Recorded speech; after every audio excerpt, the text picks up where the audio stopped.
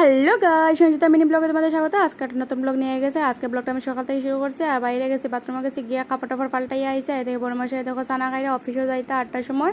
8টার লগে লগে না গেলে ফাইন আছে, এটা লাগে গিয়ে অ্যাটেন্ডেন্স মারতে লাগে। আর এদিকে দেখো 8টার সময় জলও হয়, আর আমি জল আনতে গেছিলাম।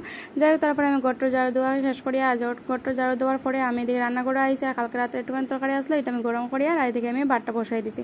এদিকে আমি চালটাও ধুয়ে আনলেছি, আর ভাতের মানে ডেকের মধ্যে চালটাও দিলাইছি।